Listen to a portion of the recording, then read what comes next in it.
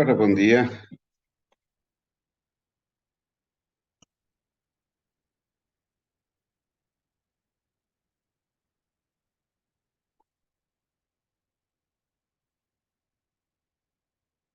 Everton, bom dia. Adriana.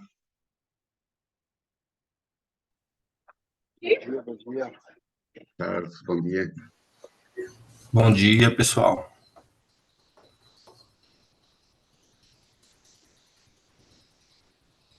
Adriana não se ouve, está em mute. Tá, Multi, não tá dando para ouvir. Primeiro, bom dia e muito obrigada por liberar esse link para a gente, para quem não tem o Zoom profissional. Então, fica aqui minha gratidão na semana do Thanksgiving aqui nos Estados Unidos. Eu falo de New Jersey. Eu não sei, o Modesto já me conhece, a gente sentou ali do ladinho no Método IP. Você, Joaquim, nós sentamos para almoçar juntos, mas os demais estão aqui. Eu só tive o prazer de ver nas lives que eu assisto depois, porque a gente está com 2 horas de diferença nos Estados Unidos. Então, geralmente, quando eu acordo, leva um tempo até eu, tipo, acordo 5h15, 5h20, mas aí a live já começou e eu assisto depois. Mas muito obrigada por essa oportunidade. E eu escolhi essa semana para poder fazer, então, essa cara de sono aqui, porque agora são 5h02 da manhã aqui. Sem maquiagem, sem nada, então vai assim mesmo, tá? Eu escolhi essa semana porque essa semana é a semana de ação de graças aqui nos Estados Unidos, que é o segundo feriado mais importante que todo mundo comemora, independente de religião. Tem muita gente que não comemora o Natal, mas o Thanksgiving todo mundo comemora, que é um feriado que você agradece. Então não tem presente envolvido, não tem dinheiro envolvido, só tem a gratidão daquilo que você faz para o outro. Então, se você quer mostrar a sua gratidão, você prepara alguma coisa na sua casa, alguma comida na sua casa que tem algum significado para você, e você presenteia alguém. Ou se você não vai fazer. Gente, desculpe, mas tem algumas palavras que eu esqueço no português. O hosting, que é o. Como chama hosting em português, meu Deus? Que é. Você não vai receber as pessoas na sua casa. O seu também tá em mute, Joaquim. Você prepara alguma coisa e você leva para casa de alguém que você foi convidado. Então, É anfitrião. anfitrião, essa é muito Exato. obrigada. Eu estava procurando essa palavra. Então, se você, com esse sentimento, eu sou muito agradecida, por este grupo, e eu tomei a decisão de não preparar nada para poder falar, porque acho que esse é o meu grande bloqueio. Hoje, só me apresentando, eu estou diretora de RH para operações internacionais de uma multinacional. Eu cuido de 7 países, cuido do Brasil, Estados Unidos, México, Alemanha, Inglaterra, Malta, Colômbia e estou abrindo mais 3. Falo para pessoas em português, em inglês, faço palestras em português para mais de 600, já fiz, faço em espanhol, que é minha terceira língua, faço em português, em inglês também, que é onde eu moro, mas quando eu vou para uma live, eu preciso da interação com as pessoas, senão parece que o outro me alimenta. Então, eu tenho uma grande dificuldade para poder fazer esse processo, e aí eu falei, eu vou com essa mesma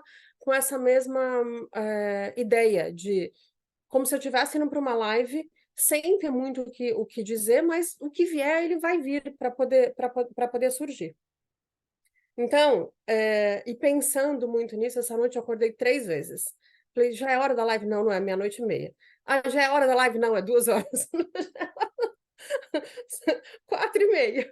Aí acordei, eu tô no basement da minha casa, porque ainda é muito cedo, meu filho tá dormindo lá em cima, meu marido também, então tô aqui no cantinho para eu não ser ouvida, mas eu vim muito com esse espírito. E aí, pensando, depois que eu acordei às 4h30, eu falei, cara, como é que eu cheguei aqui? Como é que eu cheguei aqui nos Estados Unidos, na posição que eu cheguei? Essa foi a pergunta que me surgiu. Eu vim de uma família muito, muito pobre, tive uma dificuldade muito, muito grande na infância. Meu pai faleceu, eu tinha 7 anos, e a minha mãe tem até a terceira série de estudos. Eu falei, mas o que me trouxe aqui? Qual que foi a ação que me trouxe até os Estados Unidos? Primeiro foi coragem. Acho que uma criança criada sem pai, sem referência paterna, e eu não tive as referências masculinas que eu tive, infelizmente elas não foram muito positivas, elas foram muito ruins. Então, eu sempre fui baseada, e as minhas referências elas sempre foram muito femininas, mas uma feminilidade, eu diria que é quase um feminismo, não feminilidade, o que tem uma grande diferença dentro da história. E desde muito cedo, a minha mãe, não porque ela não quisesse, mas acho que ela não tinha condição, ela fez o melhor que ela podia. Então era, vai aos leões, porque os leões, a vida é dura mesmo, então segue a vida. E fui aos leões. E tinha uma coisa que, tem umas coisas que a gente tem desde de criança, que na minha adolescência, que eu me lembre, quando eu estava começando já a querer namorar, enfim, tinha uma coisa que eu nunca queria ter, que era, eu não queria que ninguém me achasse burra. Olha que coisa mais idiota, né? Sabe aquelas coisas da adolescência, de, eu não posso me achar, as pessoas têm que me achar bonita, ou, para mim era, eu não queria que as pessoas achassem que eu era burra. Então, eu queria muito discutir e saber conversar em tudo que era assunto de qualquer rodinha de conversa, eu queria saber falar um assunto. Então, eu lia muito. Então, todo assunto que surgia, eu sabia falar, eu já li sobre isso. E eu tinha uma ideia para pôr, eu tinha uma ideia para comentar. E isso foi fazendo com que as coisas. Eu sempre era convidada para as rodas, para as conversas, e isso foi me alimentando. E desde criança também eu tive sabe aquela criança que quando chega, todo mundo junto? E eu tive essa história também desde criança. Eu brincava na rua, eu morava em Campinas, eu nasci em Campinas. E Campinas já é muito perigosa hoje, eu acho. O Brasil, infelizmente, é muito perigoso. Mas a gente brincava na época na rua. E a minha mãe sempre dizia: você pode brincar, mas na frente da casa. E aí todas as crianças que vinham, elas falavam: vai, vamos brincar ali. Eu falei: não posso, minha mãe não deixa, eu tenho que brincar na frente da minha casa. Então, essa desculpa virava a atração para que todos viessem na frente da nossa casa. Então tinha, eu me lembro claramente, devia ter uns 7, 8 anos, devia ter umas 15 crianças na frente da nossa casa. E aí nós mudamos, porque uma situação financeira. Meu pai, quando faleceu, nós tínhamos uma casa que ele estava construindo, e a minha mãe falou: olha, eu vou alugar essa casa maior, e aí a gente mora numa casa menor, e a diferença de aluguel me ajuda nas despesas da casa. Então, ela não tinha estudo, mas ela tinha uma sabedoria financeira muito grande. E por mais que tivesse nos faltado muito, o básico nunca nos faltou. Então, acho que essa visão financeira também, que depois vai me ajudar no final, onde eu estou hoje, me ajudou muito. Tipo, como é que eu lido com a história de. Como é que eu lido com uma organização? É a mesma coisa de como eu lido com a minha casa. Eu trato o dinheiro de uma organização da mesma forma que eu trato o dinheiro da minha casa. E aí nós mudamos para a rua de baixo desse bairro. E a minha mãe falou assim: agora eu já não tenho mais criança aqui. E a gente ficou triste. E aí eu e minha irmã, com a mesma estratégia, vamos brincar na frente da rua. Os 15 desceram e aí juntou mais uns 15 da mesma rua, viraram umas 30 na frente da nossa casa. Então, eu e minha irmã, a gente era muito essa equipe, essas duas que traziam muitas pessoas. E acho que eu trouxe isso para a minha vida.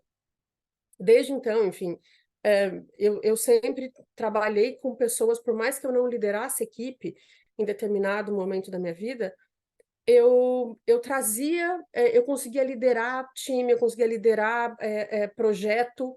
Eu não era líder do grupo, mas eu liderava, eu era a pessoa que fazia isso.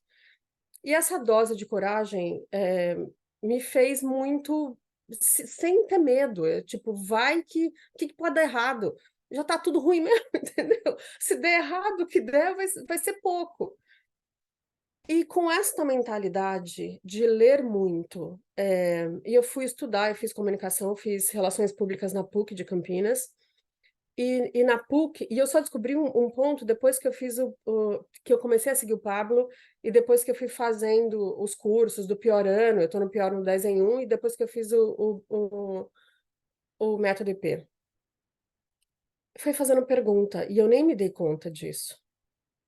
Quando eu fiz comunicação na PUC, eu era responsável, eu trabalhei na Unilever, e eu era responsável pela comunicação da Unilever na fábrica de Valinhos.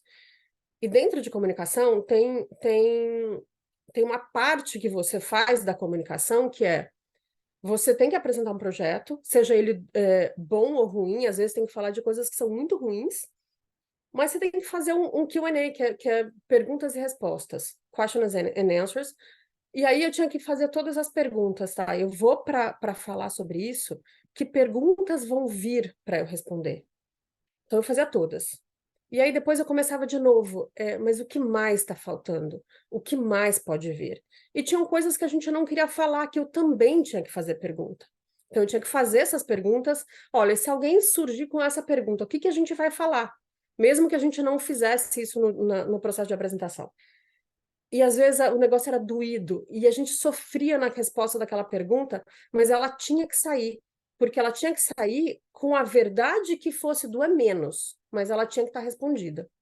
Então eu fui aprendendo, eu fiz isso durante muito tempo. E aí saí da área de comunicação, fui para RH, e de RH eu estou desde então.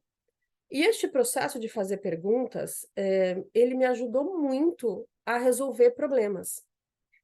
Hoje eu tomo decisão, então eu tenho uma coisa enroscada e às vezes é difícil, às vezes, a gente tomar decisão que vai impactar muito financeiramente ou para a organização ou que pode gerar algum dano para a sua imagem. Então, por mais que você tenha vice-presidente, diretor, e eu lido muito com este grupo de diretores, vice-presidentes, CEOs dos países, a gente espera que essas pessoas tenham a coragem de tomar a decisão ou que a decisão venha fácil, mas acreditem, ela não vem. E muita gente só toma decisão quando ela estiver baseada em alguém, quando, por exemplo, aí eu tive o suporte de alguém para poder me ajudar. E eu acho que essa história da coragem o fato de me ajudar a fazer muita pergunta e de me cercar das respostas que vão me dar segurança para poder responder, porque também não vou tomar uma decisão sem ter base na história. Eu vou para o processo e falo, gente, tá bom, a gente está dentro, no melhor dos mundos, a decisão que a gente vai ter que tomar é essa daqui. É essa que nos faz seguir por um caminho seguro. E tem dado muito certo. E às vezes os CEOs de alguns países, por exemplo, a operação que a gente tem maior, que eu cuido maior, que tem mais gente hoje é do Brasil, que são 600, dos outros países são menores, mas tem algumas decisões que o GM, que é do Brasil, ele não toma se ele não me ligar. Não preciso eu preciso do buy-in, do ok da Adriana para fazer isso. E isso tem me ajudado muito no processo. E essa história do fazer pergunta, ela é tão forte que outro dia eu recebi um feedback de um headhunter que a gente estava fazendo uma posição de VP no Brasil. E eu liguei para ele, eu fiz uma pergunta.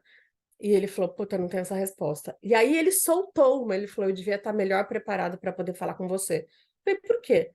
Ele falou, porque a minha sensação é de que você vai me pegar na curva. Eu falei, mas eu nunca tive essa intenção de pegar ninguém na curva. Ele falou, mas você faz perguntas que a gente nunca pensa. E isso nunca saiu da minha cabeça. Eu falei, mas como assim eu faço perguntas que ninguém pensa? Eu só tento me cercar das coisas que, se alguém me perguntar isso, é essa a resposta que eu vou ter. Ou se alguém me perguntar aquilo, eu tenho que saber.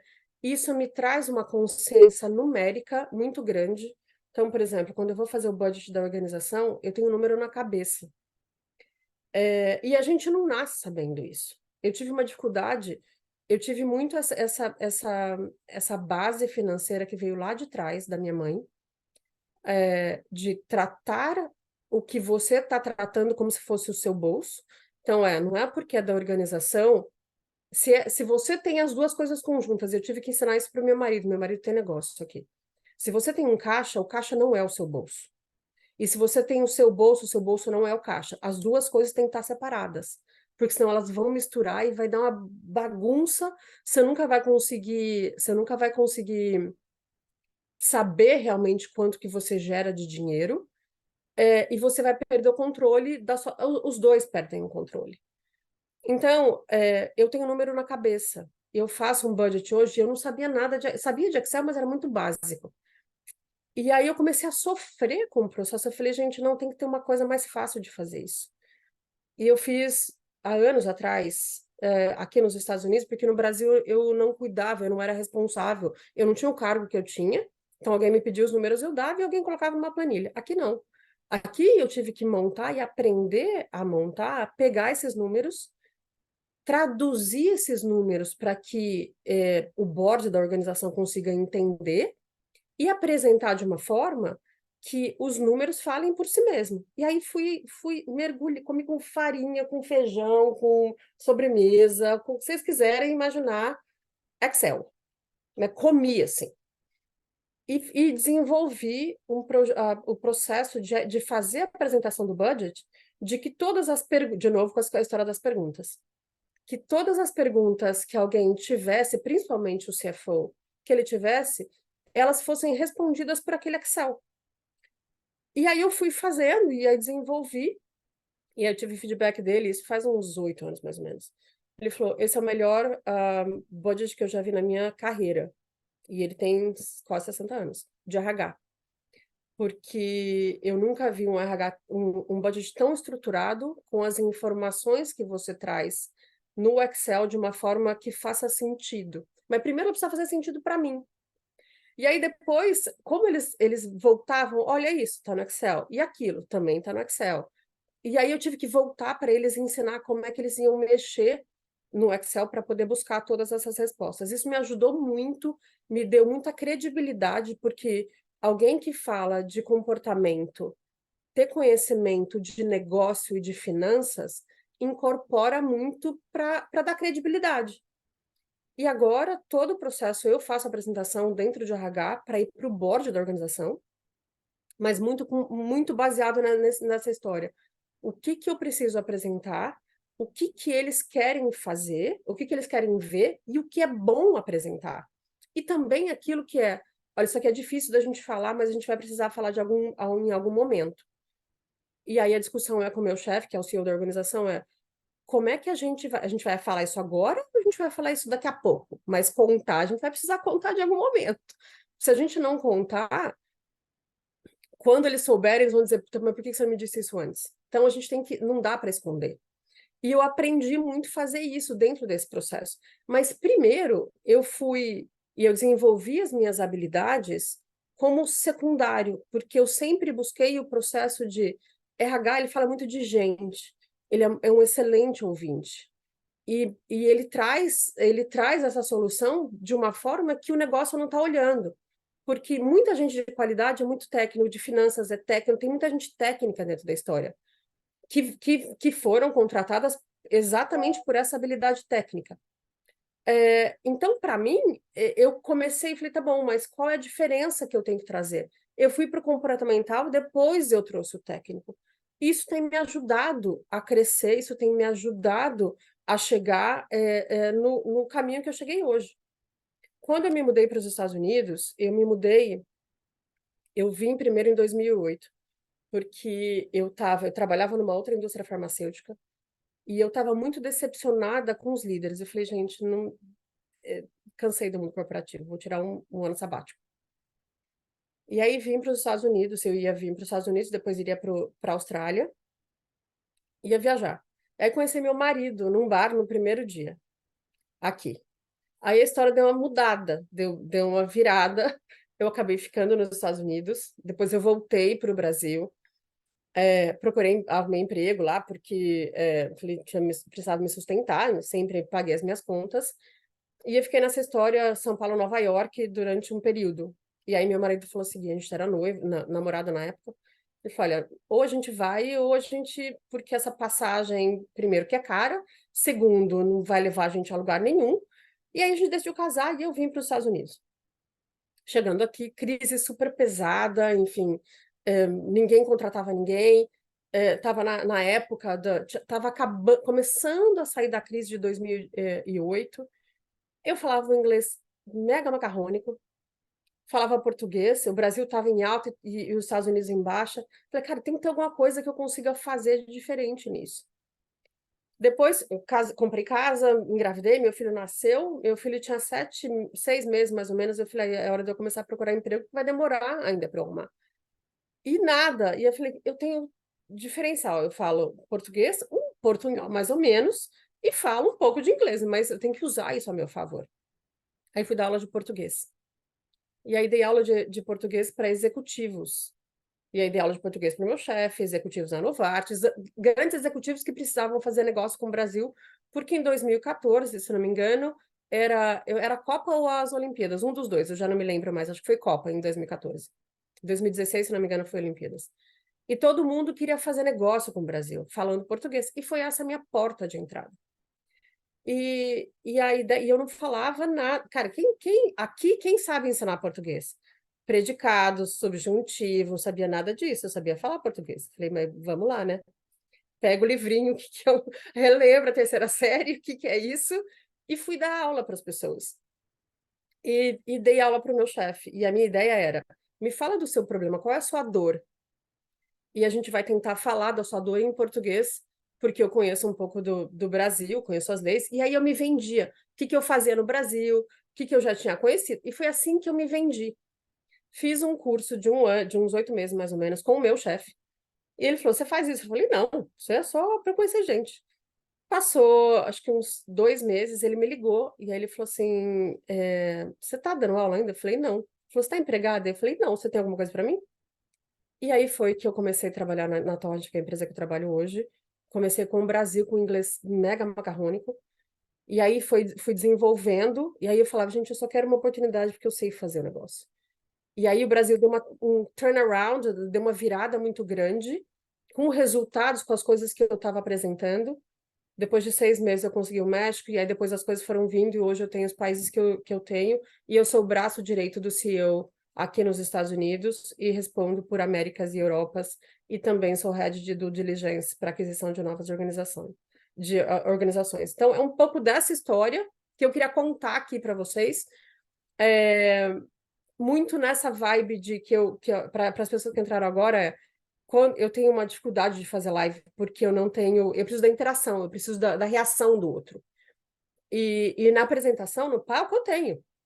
Pego o microfone, dou o microfone para o outro e faço a interação e vai tudo tranquilo. Na live, não. Então, eu vim com esse espírito de contar como eu cheguei até aqui para vocês.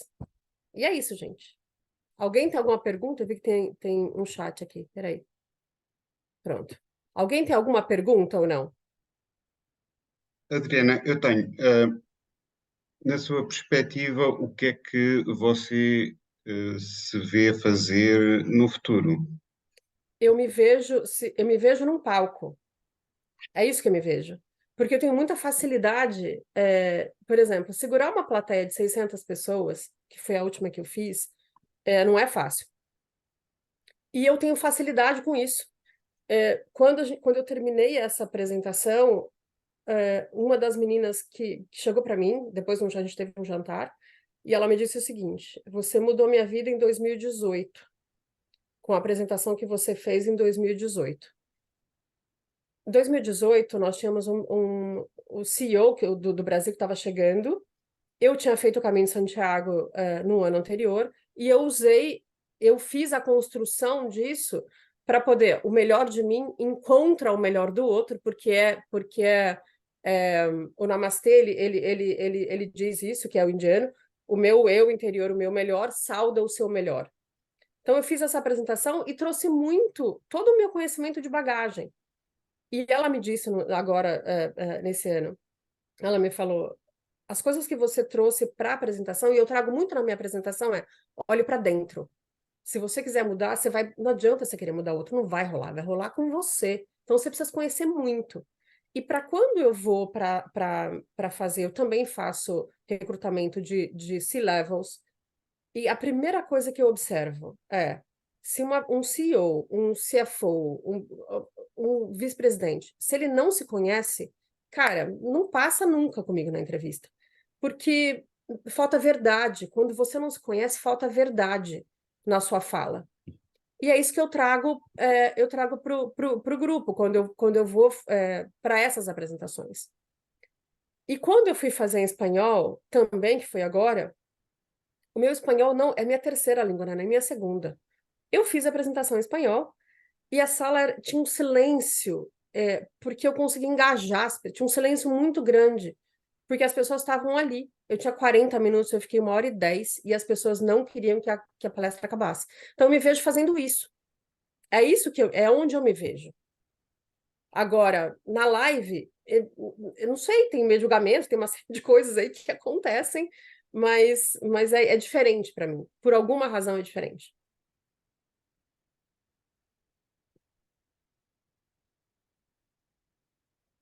Mais alguém quer comentar ou Ô, falar? Dri, Oi. Dri, deixa eu te falar. Eu estou na posição exatamente contrária à sua, né? Eu estou iniciando agora a fazer palestra, mas eu já faço live há um bom tempo. E eu interajo muito na live. Talvez você precise de alguém que te ajude com os comentários na hora da live, com as perguntas que ficam aparecendo. Porque eu já fiz algumas palestras, poucas, 3 palestras, e nas palestras eu não consigo ter essa interação tão grande das pessoas. As pessoas têm vergonha de perguntar quando é ao vivo. E na live todo mundo pergunta, todo mundo comenta. E eu acabo tendo muita interação na live, coisa que na palestra não tive. Então, talvez se você, uma sugestão, né, tiver alguém do seu lado que vá acompanhando os comentários e te passando, você vai ultrapassar essa barreira aí, esse bloqueio, né? Vamos dizer assim, muito Deixa eu fácil. te dar uma dica para quem está fazendo palestra. Eu brinco com a palestra. Então, o fato de eu brinco com o público. E o fato de você brincar com o público ajuda as pessoas a descontraírem e elas levantam e elas vêm para poder fazer. Hum. Porque se ficar só uma pessoa falando, de novo, nas minhas, né? Só uma pessoa falando e não tiver interação, esquece que não vai. Tipo, eu já vi pessoas que entram depois ou antes de mim, chegam lá, Tá faz a travando, Adriana. apresentação. Hã? Deu uma travada. Ah, desculpa. Para mim tá normal. Pode Eu, continuar. eu já vi palestras de pessoas que entram no processo para poder fazer na palestra, para poder fazer, não tem pergunta nenhuma, tipo, entra e sai e sai sem nada. Mas quando você pega uma brincadeira e você coloca, de alguma forma, algo que eles vivenciam durante a vida, é, sai, a interação ela vem. Mas você precisa provocar algo que faça sentido para eles, que eles já tenham vivenciado. Porque Uhum. se essa provocação ela não vier, aí vai ser mais difícil. Então, já tive eventos de falar, não, gente, peraí, eu preciso escolher 3 aqui. E aí, para trazer, para poder trabalhar comigo no palco também, entendeu? Então, eu tenho essa interação dessa forma e essa é a estratégia que eu uso, de achar algo que seja de senso comum que acontece na vida das pessoas. Tipo, isso acontece na vida de alguém ou é só comigo? E aí Entendi. você desenvolve e as coisas vão vindo. E você tem mais essa interação das pessoas. Essa é uma coisa que Joaquim, falando um pouco respondendo a sua pergunta. Essa é uma. A segunda é ajudar organizações a saírem da situação que elas estão, porque eu sou boa de diagnóstico. Então, eu consigo olhar para uma organização falando com os heads das organizações e falar, olha, você tem um problema aqui, essa pessoa não lidera esse time, ou você tem uma situação financeira ali que não está adequada também.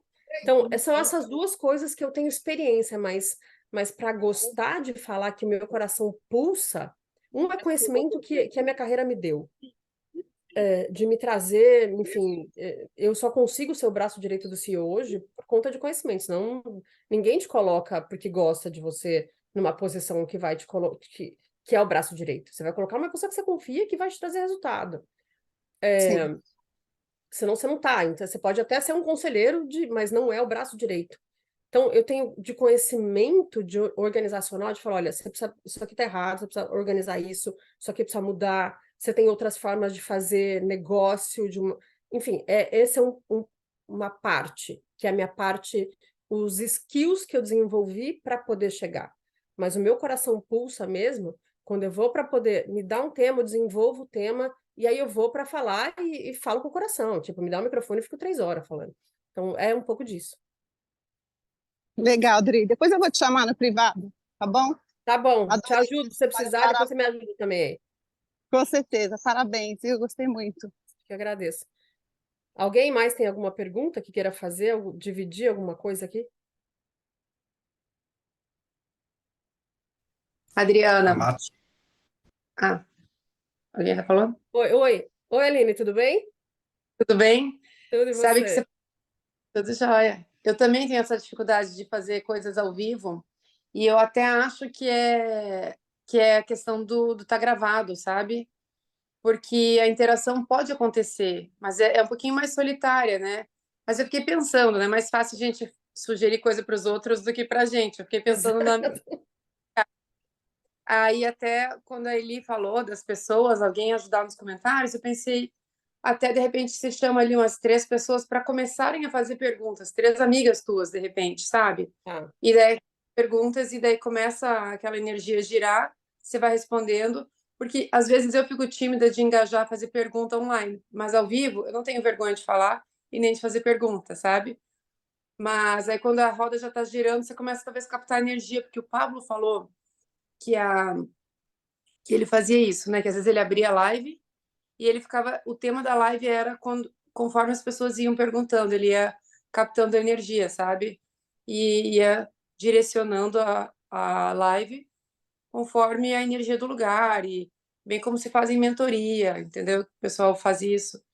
Como eu nunca fiz, também é uma coisa que me dá um nervosismo imaginar, mas eu já estava com isso na cabeça, você falou, fiquei pensando, será que pode ser uma. e acho que essa, talvez você tenha razão, Aline. A Aline também é outra pessoa que sentei do lado no IP. Hum, É, o fato de não ter, de novo, pode ser este, mas talvez eu precise começar para poder desengajar e para destravar uhum, o processo. E eu me pergunto muito isso. Se eu falo em 3 línguas, se eu faço apresentação em 3, hoje à tarde eu vou fazer uma em inglês. Se eu faço apresentação em português, inglês e espanhol, por que que eu não consigo fazer numa live? Onde que está esse processo que não me deixa ir? E, uhum. e eu fui aprender, tipo, e mesmo com o inglês, gente, para quem fala três línguas no mesmo dia, eu falo 3 línguas no mesmo dia. A conjugação verbal, às vezes, você fala, meu, mas como é que eu fui falar, Jesus amado? Porque trava um pouco, você esquece as palavras, como eu esqueci agora, hosting, tipo, como é que diz isso? E não é você querer falar, não, não dá um pane mesmo na cabeça de falar, pera um pouco, qual é a história? Mas sabe o que que é? Quando eu voltei dos Estados Unidos, eu também estava assim. Eu morei 9 anos lá, trabalhava com mercados internacionais. E eu cheguei aqui, meu pai, quando eu esquecia uma palavra, vinha em outra língua. E eu falava em outra língua. Que é muito comum quando as pessoas moram fora, estão em outros Exato. países, viajam bastante, né? São expostos a isso. Só que daí aqui meu pai começou a dizer que eu estava desdenhando a minha raiz. Exato, é isso. Mas E não o é. medo E o medo de parecer metida ou parecer que eu estava negando da minha origem, aquilo começou a me travar, o medo de ser julgada, sabe? Mas quando eu deixava fluir, tudo ia, sabe? Então, às vezes a gente tem que também tirar esse medo, porque, meu, senão é quem você se tornou, entendeu? Esse processo não tem como voltar, entendeu? Tua cabeça E não, já voltou. é isso, e não tem. Às vezes, aqui na minha casa, a gente começa uma palavra, uma frase, você fala metade da frase em português, você fala outra metade em inglês. E o negócio é tão natural, você coloca uma palavra no meio e assim vai. Mas isso é natural para quem mora aqui, e todo mundo faz isso aqui. Mas quando você sai do país, não é natural para as pessoas. E eu acho que você tem razão, é o medo do julgamento. Então, toda vez que eu vou começar, quando eu faço, principalmente quando eu vou fazer algum evento, que não é o inglês ou não é em português, eu sempre falo, gente, desculpa, mas vai sair uma palavra aqui que não é, mas é uma questão do cérebro é natural. Mas Mas todo mundo sabe o já que que eu, entende agora, porque eu solto e às vezes eu nem vejo que soltei, e aí foi, entendeu? Mas eu é tava isso. toda me travando, me culpando, como é que eu tô negando minha essência, minha raiz, e quando meu cérebro trocava, eu ficava assim, ai meu Deus, nem conseguia me concentrar no que eu tava falando, eu ficava só com vergonha do que eu tinha errado em português, sabe? E Sei. daí depois eu eu voltei para o Brasil um pouquinho ali na pandemia, e eu comecei a ver uma galera que nunca morou fora, jogando live, jogando palavra em inglês, tudo. Daí eu fiquei me sentindo, poxa, eu tô toda me travando, me culpando, e essa pessoa nem foi, tá fazendo isso, talvez se eu fizesse, não fosse me julgar também, entendeu? Então, acho que a gente às vezes cria um monstro e. O monstro criado já faz tempo ali. Faz tempo. Na hora que você for fazer live, se quiser uma ajuda ali, perguntas, me dá um Tá toque bom. que eu vou. Só complementando, aproveitando que a Aline falou, é bem verdade isso, né? A questão das perguntas vão dando a direção do que você vai fazer na live. E realmente eu nunca pedi para ninguém fazer perguntas, mas é uma excelente estratégia, porque quando alguém realmente da minha audiência faz pergunta, envolve a live, gancho para vários assuntos, as outras pessoas querem dar opinião também. Totalmente uma energia nova, incrível. Então, acho que é isso daí. Dri, também, assim como a Aline me coloca à disposição quando você for fazer uma live, Obrigada. passa para a gente antes do tema que você vai fazer, E tem para a uma gente coisa que... elaborar as perguntas. Obrigada, eu vou fazer assim. Tem uma coisa que eu estou estudando agora, de novo, para poder... qual é a dor que eu sano? Essa é a pergunta que eu tenho me feito. O Tiago aqui, é fácil ele responder. Quando eu vi sua live, Tiago, a dor que ele sana é fácil, tipo, ele sana efetivamente uma dor. Porque é físico, você consegue... Para mim, eu estou tentando qual é a dor que eu sano. O Joaquim também trabalha com cybersecurity, mais, eu acho que é mais fácil, posso estar enganada. Mas para mim que dor eu sano hoje. Porque falar de liderança tem um monte de gente que fala. Falar de negócio tem um monte de gente que fala. Qual é a dor que eu sano? Essa pergunta eu ainda não tenho, mas eu estou buscando respondê-la. Então, eu estou fazendo exercício para poder... Eu estou seguindo uma metodologia para poder tentar encontrar, e assim que eu encontrar esse canal, essa dor sanada, talvez me dê mais um pouco de direção de por onde começar, porque depois eu acho que a coisa vai expandir, mas para ter pelo menos um norte assim para caminhar. Posso falar Sim, mais com uma. certeza. Claro. Assim, ó, a gente conversou pouco lá no IP e eu gostei muito da tua. Gostei muito hoje, eu até não estava mais conseguindo assistir as aulas. Eu entrei, você já estava falando, gostei muito da tua trajetória e da maneira estratégica como você se posicionou para conseguir teu objetivo. Isso daí é autoconhecimento e na minha visão, é liderança também. Eu acho que se você começar falando sobre liderança, como você já tem essa pegada do autoconhecimento, pode ser um começo. Então, enquanto você vai descobrindo que área você vai nichar mais, eu acho que você pode ir falando sobre liderança com essa tua visão internacional, com essa tua pegada de autodesenvolvimento, sabe? Porque mesmo que já tenha bastante gente falando, a tua visão é única, sabe? E o teu jeito de se comunicar é único. A galera que vai se conectar com você vai ser uma galera mais específica. E aí a liderança ela vem desde criança. Tá vendo? Tá na rua, tudo. Exato, exato. Vamos lá, Deixa eu falar Cláudio. um pouquinho aqui. Adriana, geralmente, como o Pablo diz, quando você se lança num novo desafio, você vai descobrir um novo bloqueio. Eu percebi aí na sua fala aí que você, por exemplo, já palestra presencial. Você não tem dificuldade, tem grandes auditórios e tudo mais, embora que tenha o travamento aí das línguas, mas você fala bem e desenvolve. E já na live você fica meio travada. Deixa eu te contar um pouco da minha experiência. Eu me tornei evangélico aos 15 anos. Eu estou com 55. E foi só eu me batizar na igreja, um líder da igreja chegou e falou, você vai pregar quarta-feira. Falei, pregar? Como assim? Eu não sei nem o que eu falo. Tá? Não, estuda lá e faz. E como eu não gosto das coisas mal feitas, é uma característica do meu temperamento, naquela época o perfeccionismo falava muito mais alto, por ser melancólico. Aí eu tirei um domingo inteirinho montando o sermão, a palestra, né? Primeiro eu escrevi na mão, Depois eu datilografei, naquela época não tinha computador, não sei quantos lembram aqui da datilografia, né? Sim. Aí eu Se tem mais de datilografei o 40, sermão, lembra. aí eu datilografei o sermão todinho, e depois que eu terminei lá pelas 4 horas, eu fui para o espelho e preguei o sermão 2 vezes para mim, só para mim ver como é que eu ia gesticular, qual era a minha reação e tudo mais. Depois eu fui lá e preguei. E assim começou. E durante muito tempo da minha vida, eu preguei na igreja para mais de 500 pessoas, não tinha dificuldade nenhuma, palestrei, encontro de casais, muita coisa, e isso aí para mim é nato. Eu falo, auditório, se tiver um auditório de 5.000 pessoas, se tiver no TED, eu falo de boa. Eu também. Muito bem. Aí chegou aqui as 21 pílulas pós-IP. E aí todo mundo começou, porque nós lá do grupo 138 estamos fazendo igual vocês aqui, só que lá nós fazemos todos os dias. E desde o dia que acabou os 21 dias, nós não falhamos nenhum dia. Hoje, por exemplo, a pessoa esqueceu. Aí a gente pulou para cá. O dia que acontecer com vocês e o dia que vocês não têm, vocês podem pular para lá também. O Joaquim tem os links lá. E aí, um dia eu fui conversar com a líder lá, que é a administradora do grupo, que criou o grupo 138. Eu falei assim, nos ajuda aí, você trabalha aí na plataforma, que é a Viviane Palma, não sei se vocês já falaram com ela. Eu falei, Viviane, nos ajuda, você está aí dentro e tal, tal, tal. Ela falou assim, Cláudio, eu estou aqui dentro, mas não quer dizer que eu posso misturar as coisas. O que nós temos que fazer é transbordar. E aí ela falou assim, e você? Por que seu nome não está na lista? Eu disse, não, eu vou botar meu nome na lista agora. E coloquei. Isso já eram uns 20 dias depois que terminou as 21 pílulas. Ou seja, eu nunca tinha falado para uma câmera.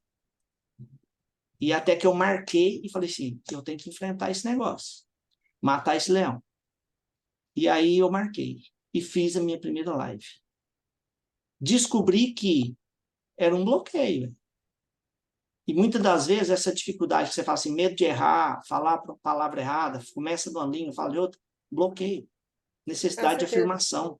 É coisa lá da infância que vem incutindo na nossa mente. E eu fiz a live, todo mundo gostou, tudo mais, mas ninguém sabia. Aqui, ó, minha camisa molhou todinha, estava suando como se fosse assim, um negócio de outro mundo. E graças a Deus, destravei.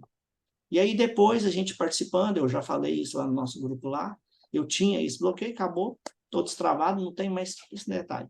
Então, assim, não se preocupe com isso. Começa com os assuntos que você já tem expertise, que é natural para você falar. E você vai falar de boa. E aqui, por exemplo, eu faço um papel aqui que às vezes o Joaquim também faz isso. Tem uma pessoa do nosso grupo que fala assim, o Cláudio é nosso redator. Porque enquanto eu estou assistindo, eu estou escrevendo aqui no chat os códigos que eu estou pegando.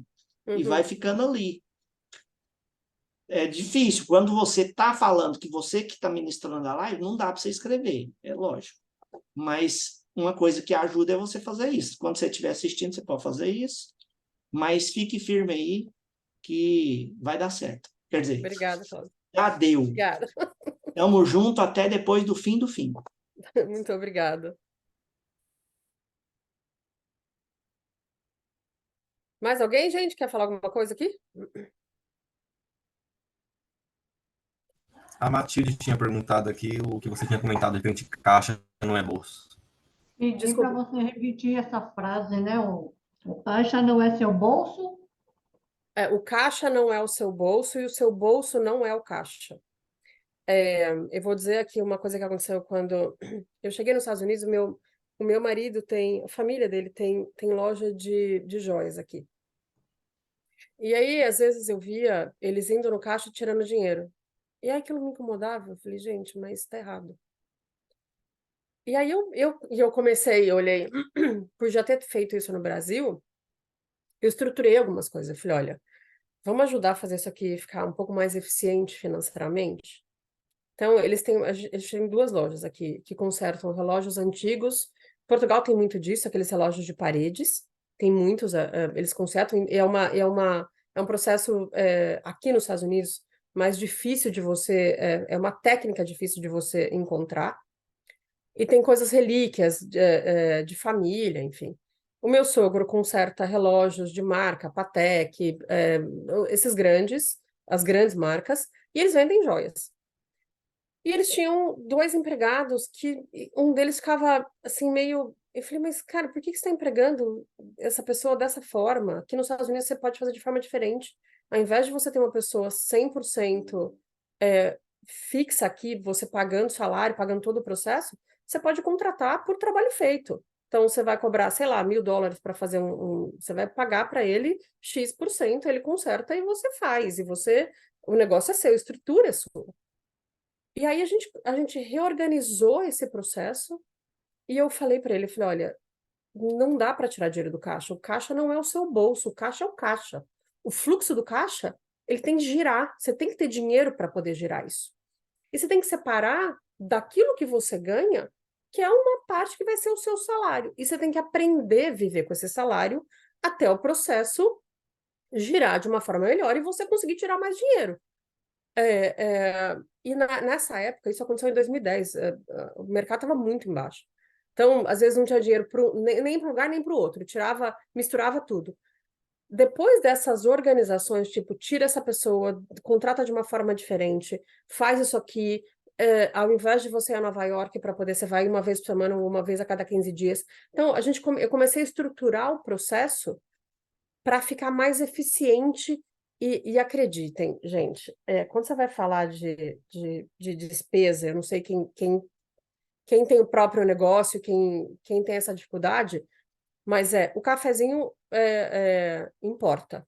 O dinheiro do café que você vai tirar importa. O que você tirou uma vez é igual a bala que você vai jogar o papel da bala que você vai jogar no chão. Ah, não é só um papelzinho de bala. Importa. O seu papel de bala vai importar no final das contas. Então, ele parou de tirar dinheiro do caixa, separou uma parte, a gente teve que segurar aí um período, foi um período bastante difícil, quando eu me mudei para cá. Tipo, a gente vai ter que se virar com isso aqui a gente vai ter que reestruturar para poder dar mais giro financeiro, a gente vai ter que contar, então, a mesma coisa quando você vai para uma empresa. Contar porque tudo que você gasta, você tem que ter aquilo planilhado, vai tudo para o sistema. A gente tinha que ter aquilo planilhado para poder saber quanto que gastava dentro da organização, e depois o que a gente conseguia fazer em casa. Quando você tem essas duas coisas separadas, você consegue entender aonde está o problema, onde tem o gargalo do seu negócio. Aonde você está gastando mais, aonde você precisa investir energia para você conseguir gerar mais dinheiro, aonde você ganha mais, onde você tá perdendo dinheiro com questão de estoque ou coisas que você fez que está gastando dinheiro, energia e sem você saber. Então a gente separou isso e ficou muito mais fácil e as coisas começaram a girar, tanto que a gente conseguiu segurar o negócio dentro da pandemia, a empresa ficou fechada as 2 lojas por 8 meses. Mas a gente tinha tanto trabalho antecipado, que tipo, parado lá, que não dava conta de fazer, que durante a pandemia a gente conseguiu zerar a história e conseguiu segurar esse processo. Mas é muito importante se você quer estruturar o seu negócio como negócio, ter essa cabeça financeira de que o seu bolso não é o caixa. Você não pode ir lá no caixa da empresa e tirar o dinheiro e colocar no seu bolso, porque você não exerceu direito o seu papel de gastar o que você deveria gastar com o seu salário, com aquilo que você tirou. Se você mistura as duas coisas, está fadado a ter um problema e não saber quanto que você ganha. Você vai trabalhar, trabalhar, trabalhar e não vai saber quanto você ganha, não vai saber quanto você gasta, não vai entender onde o dinheiro jorra. Porque é torneira aberta se você não souber isso. E aí depois você vai precisar pagar uma conta, mas peraí, não tem dinheiro no caixa. Tirou tudo antes. Como que você vai entender de onde está esse material? É isso. Foi isso que eu fiz aqui com ele. Respondi a sua pergunta ou não? Sim, eu achei essa frase um putz. Você tem negócio? Eu ajudo pessoas a administrar as finanças, né? Ninguém consegue guardar dinheiro. O brasileiro não sabe guardar dinheiro, não sabe ter dinheiro, só sabe falar e não tem dinheiro. E numa das minhas apresentações eu fiz isso. Você tem que olhar suas finanças como se fosse um empréstimo bancário. E eu faço isso, você separa uma parte do seu dinheiro para você pagar aquilo que é fixo, que é casa, enfim, aluguel, tudo que você tem. A segunda parte é para você investir e a terceira parte é para o seu lazer. Se uma das partes falhou, você tem que pegar, você vai pegar, você empresta para as partes. Tipo, peguei emprestado do meu lazer. Ou peguei emprestado do meu investimento. No mês seguinte, você tem que pagar. Você paga a história. Você se paga, como você vai pagar um juros para um banco. Porque tendo esta cabeça, tendo essa visão, de novo, isso veio lá da minha mãe, tá? Lá de trás. Eu consegui. Qual a origem da sua mãe? Hã? Qual a origem da sua mãe? A minha mãe é mineira, mudou para Campinas quando eles casaram, mas meu pai faleceu, ele tinha 33 anos. E a minha mãe criou 2 filhas sozinhas com terceira série. Mas assim, não tinha. Ela tinha muita sabedoria, não tinha conhecimento, mas tinha muita sabedoria. E acho que foi com essa sabedoria que a gente conseguiu fazer o processo. E isso de guardar dinheiro, de você aprender, eu me lembro de uma coisa que eu nunca vou me esquecer na vida. Quem tem mais de 40 aqui deve saber. Sabe aqueles fogões que tinham, parecia que tinha 2 orelhinhas, uns que eram os coloridos, vermelho, amarelo. Vocês lembram disso ou não? Lembra disso? Sim, com Sim. A minha certeza. mãe, a gente tinha um fogãozinho vermelho. E na época usava fósforo para É o acender. Daco. O quê? É o fogão Daco. Exatamente, esse mesmo. Né? Da minha Era mãe da era vermelho, tinha Daco. duas orelhinhas, assim, para colocar panela. E eu me lembro que a gente acendia, para ligar o fogão, você tinha que usar fósforo. E a minha mãe comprava uma caixa de fósforo, e eu via da minha família fazendo isso. Eu falei, gente. E a minha mãe usava um palito para acender, para cozinhar, para acender as 4 bocas. Ela acendia, apagava, deixava o palito ali, aí depois colocava o palito no fogo, acendia o outro, e ela usava um palito. E as minhas tias, a minha avó, não, cada uma fazia. Ela falava assim: olha a sabedoria da pessoa. Ela falava o seguinte: isso aqui tem preço, mas não tem valor. Tem muito valor para você cozinhar, mas ele não me traz nada. Então eu tenho que usar da melhor forma o preço que eu gastei para isso. Porque era dentro deste que ela salvava, que ela economizava, salvar em inglês, né? Save. Para poder comprar outra coisa. Então, quando ela ia na cidade, eu me lembro, no centro, a gente falava: mãe, a senhora pode trazer um danoninho, uma maçã? Isso gravou na minha cabeça. Mas se ela gastasse o dinheiro do fósforo, ela não ia ter dinheiro para o danoninho e para a maçã. Então, essa sabedoria, e isso foi ficando na minha cabeça. São essas pequenas. Por isso que eu falo que o cafezinho, quando você está nesse processo de separar, ele importa. Você precisa entender aonde gasta o seu dinheiro naquilo que se faz muito sentido para você. É a mesma coisa da empresa. Tem coisas que eu brigo com o meu chefe, ele fala, mas você está querendo que eu faça isso? Eu falo, tô querendo que você faça isso. Porque isso vai gerar X, X, Z de retorno para a organização. Então, essa cabeça financeira, a gente tem que desenvolver, porque, primeiro, os nossos pais não ensinam a gente, a escola não ensina a fazer isso nunca, mesmo quando você vai para a faculdade, você vê economistas quebrados, porque sabe falar na teoria, mas na prática você vai ver, cara, quebrado. Então, essa sabedoria de como você faz é muito importante e tem muita importância também na educação dos nossos filhos. Meu filho, aprendendo a contar. De novo, a gente traz a bagagem. Meu filho hoje tem 11 anos. Quando ele começou a aprender a contar, ele tem as atividades que ele tem que fazer na casa e a gente paga. Ele nunca recebeu mesada. Ele recebia pagamento para o processo. Então, era assim, você tem essas moedas, o seu trabalho é levar o lixo, colocar a mesa, tirar a mesa. E ele tinha que aprender a contar. E se o lixo estivesse muito pesado, ele não levava, a gente ajudava, mas ele tinha que levava os mais levinhos. Se ele errasse na conta, o que ele errasse, aquele dia ele não ganhava dinheiro. Então, ele tinha que, para dar valor naquilo que, tipo, o dinheiro não vem de graça, ele não vem assim, olha, mãe, me dá aí, porque não, eu sofro para poder ganhar o dinheiro, ele é suado, sofrer não, ele é suado para poder ganhar. Então, você vai ter que aprender, você tem que investir um processo para poder fazer também. Então, junto com meu filho, e eu tenho muito com o processo, a criança, às vezes, ela é compulsiva na compra, e graças a Deus meu filho nunca foi, e eu sempre fazia para ele, não gaste o seu dinheiro, invista o seu dinheiro. Gastar o dinheiro é gastar naquilo que você não precisa. comprar aquilo que você quer faz muito sentido. Mas gastar dinheiro daquilo que você não precisa, 50% daquilo que você não precisa é muito caro. Então, ele tem essa mentalidade. Hoje ele tem 11 anos.